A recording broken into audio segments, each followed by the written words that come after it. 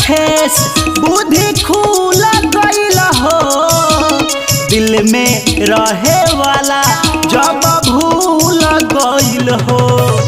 लागल जब ठेस बुद्धि खुल गइल हो, दिल में रहे वाला जब भूल गइल हो।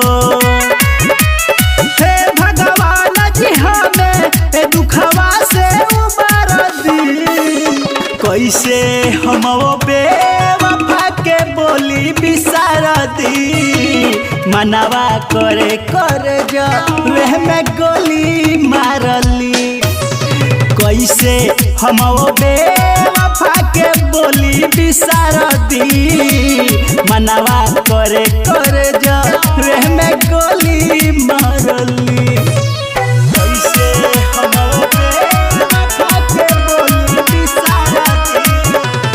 मनवा करे कर जो मनवा से जनवा के ना मोह कब छूटे, रोते रोते अखियाँ रोज लाल हो के दुखे हो। मनवा से जनवा के ना मोह कब छूटे, रोते रोते अखियाँ रोज लाल हो के दुखे। गमवा भरल दुनिया में उना नमवा हमारा ली, कैसे हम वो बेवफा के बोली बिसार दी। मनवा करे करे जो वह में गोली मारली, कैसे हम वो बेवफा के बोली बिसार दी।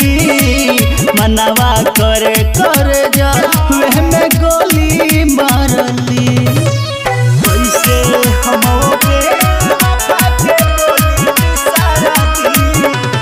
मनवा करे करे जो वह में गोली मारली। बिखरी सपनवा खुशी कहीं नहीं रही, रंजित राही कब सोचले नहीं। है बिखरी सपनवा खुशी कहीं नहीं रही, राइटर राकेश कब सोचले नहीं। मरलो के बाद धर्मेंद्र ओके उतने ही प्यार दी, कैसे हम वो बेवफा के बोली बिसार दी। मनवा करे कर जा वह में गोली मारली, कैसे हम वो बेवफा के बोली बिसार दी। मनवा करे कर जा वह में गोली मारली। CBL रिकॉर्डिंग स्टूडियो सपहा।